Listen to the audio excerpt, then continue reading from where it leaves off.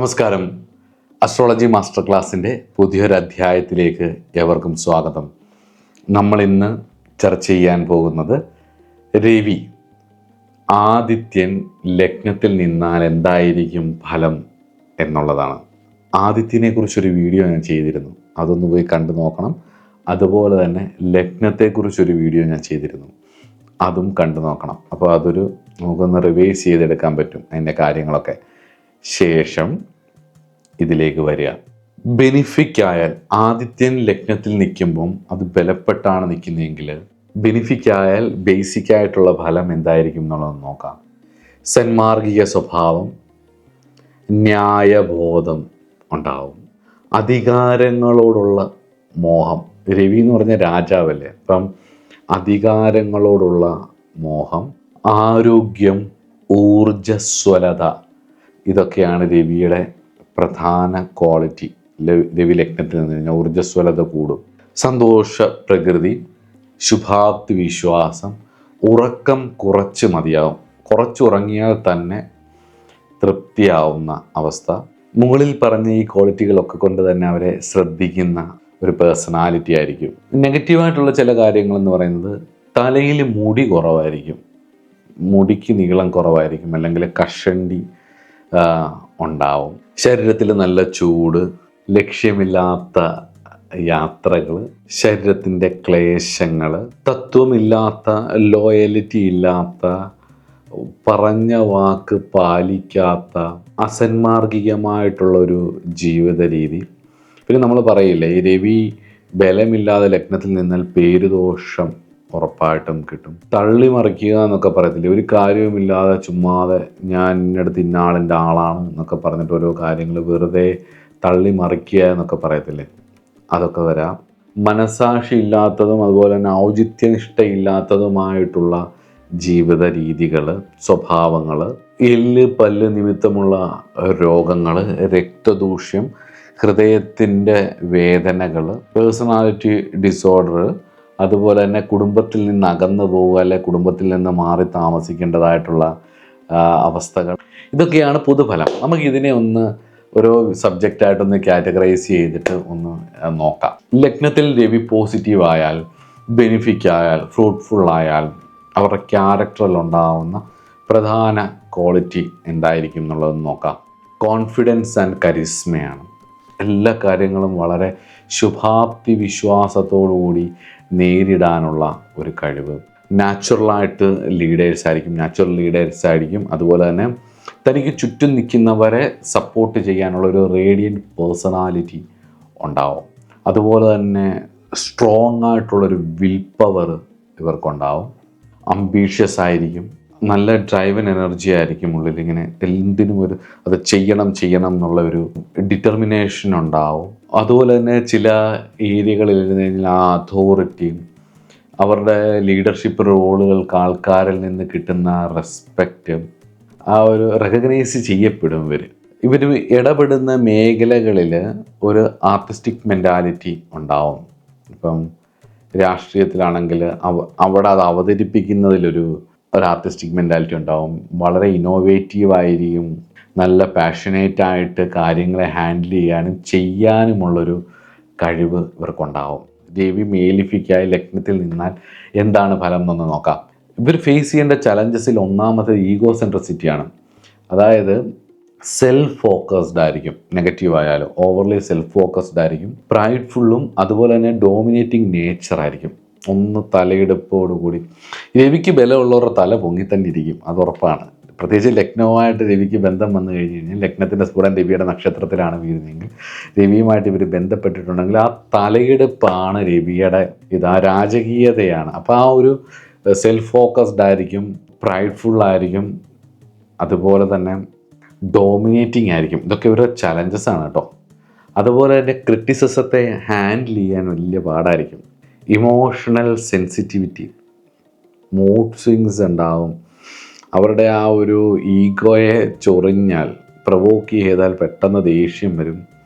എനിക്ക് വളരെ ഇഷ്ടമുള്ള ഒരാളുണ്ട് കേട്ടോ, എന്നോട് ഭയങ്കര അസാധ്യ ബഹുമാനവും സ്നേഹമാണ്. അപ്പം അവരുടെ ലഗ്നത്തിലെ രവിയാണ്. അപ്പം ഞാൻ ബോധപൂർവം ഈ പറഞ്ഞ രീതിയിൽ പ്രൊവോക്ക് ചെയ്യുകയും ചില പോയിന്റുകൾ കറക്റ്റ് ഈഗോയിൽ തട്ടുന്ന രീതിയിൽ എന്തെങ്കിലും എല്ലാവരും നിൽക്കുമ്പം ഞാൻ എന്തെങ്കിലും പറഞ്ഞ് കളിയാക്കുകയൊക്കെ ചെയ്യുമ്പം എന്നെ തിരിച്ചൊന്നും പറയാൻ പറ്റാത്തതിൻ്റെ ആ നിസ്സഹായാവസ്ഥ കൊണ്ട് ഒന്നും മിണ്ടാതിരിക്കുന്നുണ്ടെങ്കിലും ആ ഒരു പ്രഷർ അവരുടെ ആ ലഗ്നത്തിൽ നിൽക്കുന്ന രവി ഉച്ചനായിട്ട് നിൽക്കുന്നതിൻ്റെ ആ ഒരു പ്രഷർ നമുക്ക് കാണാൻ പറ്റും. കുറേ നേരം എടുക്കും അതിൽ നിന്നൊന്ന് തിരിച്ചു വരാൻ വേണ്ടിയിട്ട്. അത്രയും ക്രിറ്റിസിസത്തെയോ അല്ലെങ്കിൽ സർക്കാസ്റ്റിക് ആയിട്ടുള്ള ഒരു സൗഹൃദങ്ങൾക്കിടയിലെ ഒരു സർക്കാസ്റ്റിക് സിനാരിയോ ഒന്നും ഹാൻഡിൽ ചെയ്യാൻ ഇവർക്ക് പറ്റില്ല.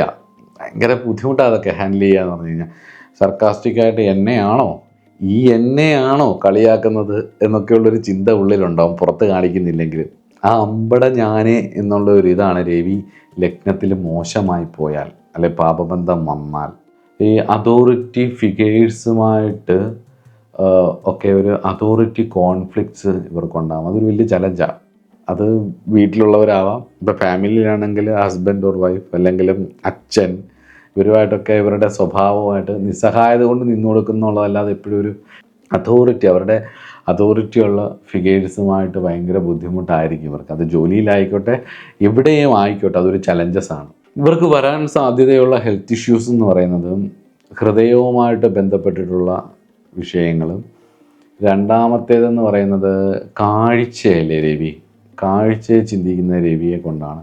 ഇപ്പോൾ രവി കാഴ്ചയാണ്, അപ്പം കാഴ്ച കൊണ്ടുള്ള ബുദ്ധിമുട്ടുകൾ, കാഴ്ചക്കുറവ് അല്ലെ കണ്ണിനുള്ള ബുദ്ധിമുട്ടുകൾ, കണ്ണ് രോഗങ്ങൾ, അതുപോലെ തന്നെ ബോൺ റിലേറ്റഡ് ആയിട്ടുള്ള അസുഖങ്ങൾ, എല്ല് പല്ല് ഒക്കെ ആയിട്ട് ബുദ്ധിമുട്ട്, പ്രത്യേകിച്ച് മുകളിലത്തെ ദന്തനിരയൊക്കെ ആയിട്ടുള്ള ബുദ്ധിമുട്ടുകൾ, അതുപോലെ തന്നെ മാനസികപരമായിട്ടെന്ന് പറയുന്നത് മൂഡ് സ്വിങ്സ് മാത്രമല്ല ആത്മബലം കുറഞ്ഞു പോകുന്നു. രവി ബലം കുറഞ്ഞു കഴിഞ്ഞാൽ ഉണ്ടാകുന്ന ഒരു പ്രശ്നമാണ് ആത്മബലം കുറയും, കോൺഫിഡൻസ് കുറയും. മന്ത്രം ചാൻറ്റ് ചെയ്യുന്ന പോലെ നെഗറ്റീവ് റിപ്പീറ്റഡ് തോട്ട്സ് ഇങ്ങനെ വന്നുകൊണ്ടേ ഇരിക്കും എന്നുള്ളതാണ്.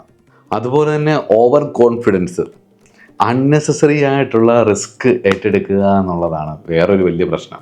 അതുപോലെ തന്നെ ചില ഏരിയകളിലായിട്ട് അരഗൻസ് ആയിട്ടുള്ള നേച്ചർ, ഈ പറഞ്ഞ പോലെ അൺനെസസറി ആയിട്ടുള്ള റിസ്കുകൾ എടുത്തിട്ട് അത് വലിയ തലവേദനയായിട്ട് മാറുന്നത്.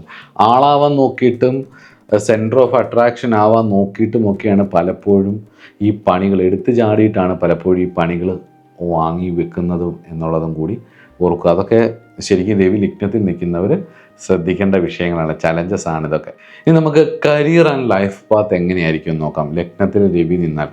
കാരണം സർവ്വ വിഷയവും ലഗ്നം കൊണ്ട് ചിന്തിക്കണം എന്നുള്ളതുകൊണ്ട് നമുക്ക് ഇങ്ങനെ ഇതൊന്ന് ചിന്തിച്ചു പോവാം. ലഗ്നത്തിൽ രവി നിൽക്കുക, ലഗ്നാധിപൻ രവിയുടെ നക്ഷത്രത്തിൽ നിൽക്കുക, ലഗ്നത്തിൽ രവി നിന്നു, അത് നിന്നിരിക്കുന്നതിന് രവിയുടെ തന്നെ നക്ഷത്രത്തിലാണ്, അതേപോലെ രവിയുടെ രാശി തന്നെ ആണെന്നുണ്ടെങ്കിൽ രവിക്ക് മൊത്തത്തിലെ ഒരു പ്രൗഢിയുണ്ട്. ആ പ്രൗഢി അവരുടെ കരിയർ ആൻഡ് ലൈഫ് പാത്ത് എങ്ങനെയായിരിക്കും എന്ന് നോക്കാം. ലീഡർഷിപ്പ് റോളുകളിലാണെന്നുണ്ടെങ്കിൽ മാനേജ്മെൻറ്റ് മേഖലകളിലൊക്കെ മാനേജേഴ്സായിട്ടൊക്കെ ഇരിക്കുക, അല്ലെങ്കിൽ അവരെ മാനേജേഴ്സിനെയൊക്കെ നിയന്ത്രിക്കുന്ന ലീഡർഷിപ്പ് റോളുകളിലേക്ക് എത്തുക, ആൻട്രപ്രണേഴ്സ് ആവുക, ഇൻവെസ്റ്റേഴ്സൊക്കെ ആവുക, ആൻട്രപ്രണേഴ്സായി മാറുക എന്നുള്ളതൊക്കെ ഇവർക്ക് സാധിക്കുന്നൊരു കാര്യമാണ്. കാരണം ഒരു ജെനുവിൻ ലീഡറാണ്, ബോൺ ലീഡർ ആയതുകൊണ്ട് തന്നെ രവിയല്ലേ തന്നിലേക്ക് രവിക്ക് ചുറ്റും ഏതുപോലെയാണോ മറ്റ് ഗ്രഹങ്ങൾ കറങ്ങുന്നത് അതുപോലെ തന്നെ തന്നിലേക്ക് പിടിച്ചു നിർത്താൻ, ആകർഷിച്ച് നിർത്താനുള്ളൊരു കഴിവ് ഉണ്ട്.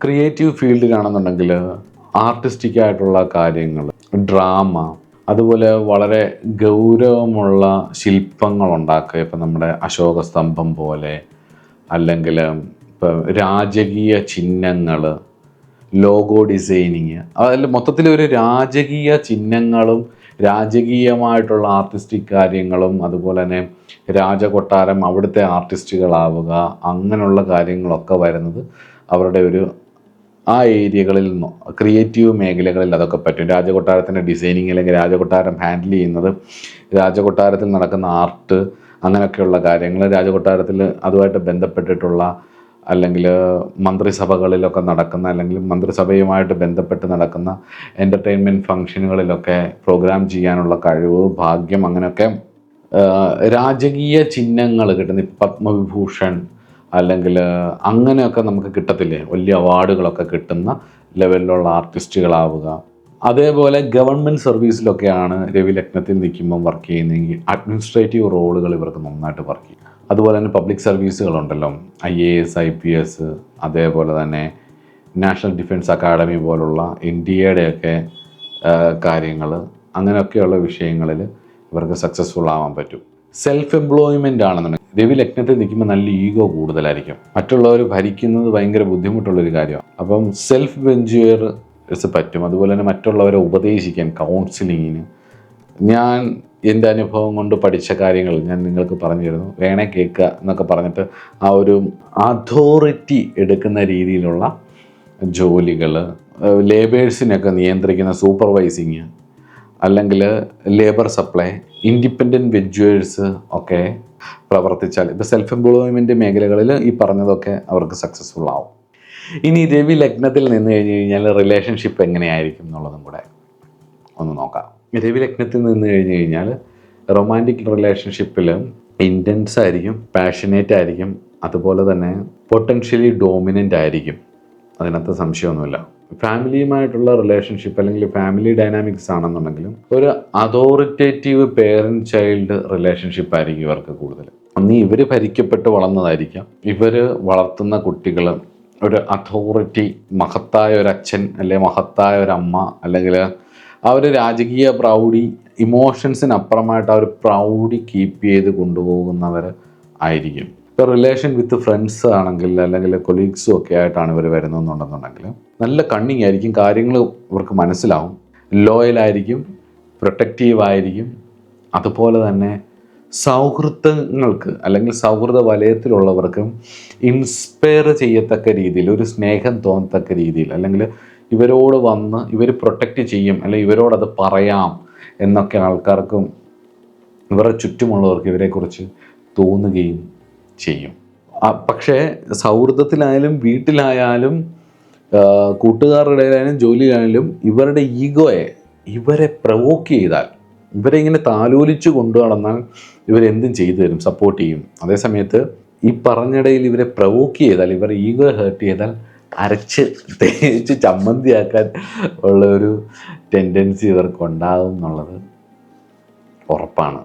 ഇനി രവി ലഗ്നത്തിൽ നിന്നാലുള്ളൊരു സ്പിരിച്വാലിറ്റി, സ്പിരിച്വൽ ഇൻക്ലൈനേഷൻ അല്ലെ സ്പിരിച്വൽ സിഗ്നിഫിക്കൻസ് എന്താണെന്നുള്ളത് നോക്കാം. അവരുടെ ഒരു അകക്കാഴ്ച എന്ന് പറയുന്നത് കണക്റ്റഡ് ടു ഹയർ സെൽഫ്, ഉയർന്ന ഒരു സെൽഫിലേക്കുള്ള ചിന്തയും അതുപോലെ തന്നെ സെൽഫ് ഗ്രോത്തും അതുപോലെ തന്നെ സെൽഫ് അവെയർനെസ് രവിക്ക് ബലം വന്നു കഴിഞ്ഞാൽ കൂടും. അതുപോലെ തന്നെ ഇൻട്രോസ്പെക്ഷൻ, നിരന്തരമായിട്ടുള്ളൊരു വിലയിരുത്തൽ, ആന്തരികമായിട്ടുള്ളൊരു ചിന്തയിലൂടെ ഇവർ മുന്നോട്ട് പോകാൻ നോക്കുകയും ചെയ്യും.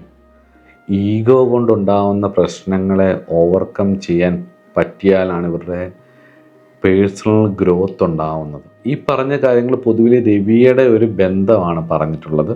ഈ ഫലങ്ങൾക്ക് എങ്ങനെയാണ് മാറ്റം വരുന്നതെന്നുള്ളത് അസ്ട്രോളജിക്കലായിട്ടുള്ള കാര്യങ്ങളെന്ന് പ്രധാനമായിട്ടും പ്ലാനറ്ററി കൺജങ്ഷൻസ്, അതായത് ഗ്രഹയോഗം, ആസ്പെക്റ്റ്, ദൃഷ്ടി, സൂര്യൻ പ്ലേസ്മെൻറ്റ് ചെയ്തിരിക്കുന്ന കോൺസ്റ്റലേഷൻ അല്ലെങ്കിൽ കോൺസ്റ്റലേഷൻ ലോഡ്, കോൺസ്റ്റലേഷൻ്റെ സ്വഭാവം ഉണ്ടാകും, കോൺസ്റ്റലേഷൻ ലോഡും, അതുപോലെ തന്നെ സൂര്യൻ പ്ലേസ് ചെയ്തിരിക്കുന്ന രാശി, രാശിയുടെ അധിപൻ, രാശിയുടെ സ്വഭാവം, രാശിയുടെ അധിപൻ്റെ സ്വഭാവം, ഇവർ തമ്മിലുള്ള ശത്രുമിത്ര സ്ഥിതി, ഇതൊക്കെ ഈ സൺ പ്ലേസ്മെൻറ്റ് ലഗ്നത്തിലുള്ളതിനെ ഫലങ്ങളെ പല തരത്തിൽ സ്വാധീനിക്കും. ഇപ്പോൾ സണ്ണിനോടൊപ്പം കുജൻ യോഗം ചെയ്യുമ്പോഴുള്ള ഫലമല്ല സണ്ണിനോടൊപ്പം ശനി യോഗം ചെയ്താലുള്ള ഫലം, ശനിയുടെ ദൃഷ്ടിയിൽ നിൽക്കുന്ന രവിക്ക് കിട്ടുന്ന ഫലമല്ല കുജൻ്റെ ദൃഷ്ടിയിൽ നിൽക്കുന്ന രവി, അല്ലെ രവിയും ശുക്രനും കൂടെ യോഗം ചെയ്യുന്ന ഫലമല്ല രവിയും രാഹുവും കൂടെ യോഗം ചെയ്താലുള്ള ഫലം. അപ്പോൾ അത് മോഡിഫൈ ചെയ്യും.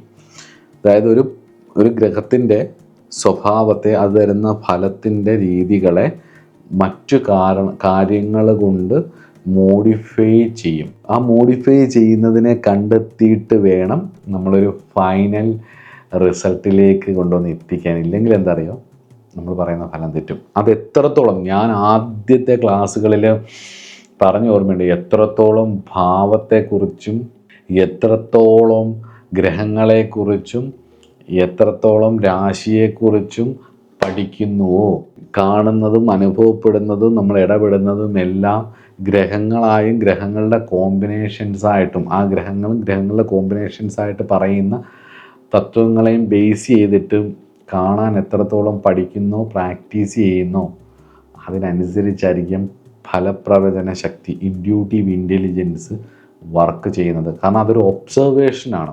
ഇതൊരു സൂപ്പർസ്റ്റിഷ്യനായിട്ടുള്ളൊരു ഫലപ്രവചനമൊന്നുമല്ല, ഇതൊരു ഒബ്സർവേഷനാണ്, അതിശക്തമായിട്ടുള്ള ഒബ്സർവേഷനാണ്.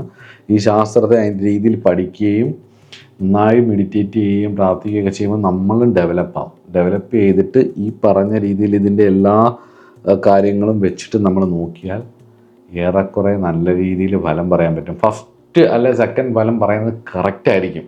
അതങ്ങ് ഒബ്സർവ് ചെയ്ത് വേണം പഠിക്കാൻ. ഇനി റെമഡീസ് പറയട്ടെ. ലഗ്നത്തിലെ രവി നിന്നാലുള്ള റെമഡീസ് എന്തൊക്കെയാണെന്നുള്ളത് പറയട്ടെ. Practice humility and self awareness, ഒന്നാമത്തേത്. രണ്ടാമത്തേത് develop emotional intelligence. Number 3 engage in creative pursuits. 3. നാലാമത്തേത് കൾട്ടിവേറ്റ് ഹെൽത്തി റിലേഷൻഷിപ്സ്.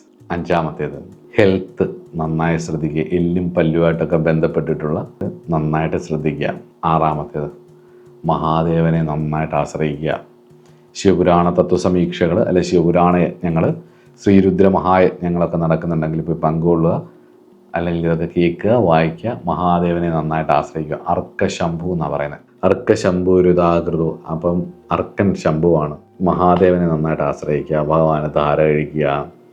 ഓരോ രാശികളുടെ സ്വഭാവത്തിനനുസരിച്ച്, അത് അഗ്നിരാശിയാണെങ്കിൽ ഹോമങ്ങൾ ധാരാളം കഴിക്കുക, നിൽക്കുന്നത് അഗ്നി നക്ഷത്രങ്ങളിലാണെങ്കിൽ ഹോമങ്ങൾ ധാരാളം കഴിക്കുക, ജലരാശിയിലാണെങ്കിൽ ഭഗവാൻ അഭിഷേകപ്രിയനാണ്, അപ്പോൾ ധാരാളം അഷ്ടാഭിഷേകം പോലെ, അല്ലെങ്കിൽ ക്ഷീരധാര പോലെ, അല്ലെങ്കിൽ ഘൃതധാര പോലെ, നെയ്യ് കൊണ്ടുള്ള ധാര പോലെ, അല്ലെങ്കിൽ ജലധാര നടത്തുകയും ഒക്കെ ധാരാളം പഞ്ചാക്ഷരം ജപിക്കുകയൊക്കെ ചെയ്യുന്നത് ഇതിനുള്ള ഫലമാണ്. രവി മോശമായിട്ടാണ് ലഗ്നത്തിൽ നിൽക്കുന്നതെന്നുണ്ടെങ്കിൽ ഗവൺമെൻറ് അല്ലെങ്കിൽ രാജാവ് അല്ലെങ്കിൽ രാജാവിൻ്റെ കീഴിൽ വരുന്നത്, ഗവൺമെൻറ്റിൻ്റെ കീഴിൽ വരുന്ന കോടതി വഴക്ക് കേസ് ഇങ്ങനെ വരുന്ന ഒരു കാര്യത്തിലും പോയി പെടാതിരിക്കുക. പെട്ടാൽ അതിങ്ങനെ നിരന്തരമായിട്ട് അലച്ചുകൊണ്ടിരിക്കുക എന്ന് പറഞ്ഞാൽ നമ്മൾ ഒരുപാട് അലയേണ്ടി വരും. അതിൻ്റെ പുറകിൽ ഇങ്ങനെ അലഞ്ഞലഞ്ഞ് നടക്കേണ്ടിയും വരും.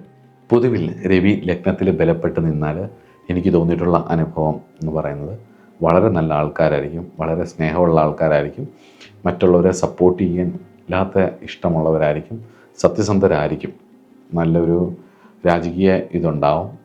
പക്ഷെ അവരുടെ ഒരു സ്വഭാവമുണ്ട്, അവരുടെ ഒരു സ്വഭാവ രീതികളുണ്ട്. രാജാവിനെ പോലെ പെരുമാറുന്ന, അല്ലെങ്കിൽ എല്ലാത്തിൻ്റെ ഒരു അതോറിറ്റി ഏറ്റെടുക്കണമെന്ന് ആഗ്രഹിക്കുന്ന അവിടുത്തെ ഏറ്റവും മുതിർന്ന ആളായിട്ട്, അല്ലെങ്കിൽ ഏറ്റവും വാല്യൂ തനിക്ക് കിട്ടുന്ന ഒരാളാണ് എന്നവർക്ക് സ്വയം തോന്നുകയും അത് കിട്ടാത്തിടത്ത് അവർ വല്ലാണ്ട് ദേഷ്യപ്പെടുകയും ഒക്കെ ചെയ്യുന്ന ആൾക്കാരായിരിക്കും. അപ്പോൾ രവി ലഗ്നത്തിൽ നിൽക്കുന്ന ആരെങ്കിലും ഉണ്ടെന്നുണ്ടെങ്കിൽ ഞാൻ പറഞ്ഞ റെമഡീസൊക്കെ തന്നെ നിങ്ങളുടെ ജീവിതത്തെ മാറ്റിമറിക്കും എന്നുള്ളത് ഉറപ്പാണ്. അപ്പോൾ രവി കഴിഞ്ഞു. അപ്പോൾ ചന്ദ്രൻ ലഗ്നത്തിൽ നിന്നാൽ എന്തായിരിക്കും ഫലം? നമുക്ക് അടുത്ത ക്ലാസ്സിൽ നോക്കാം. നമസ്കാരം.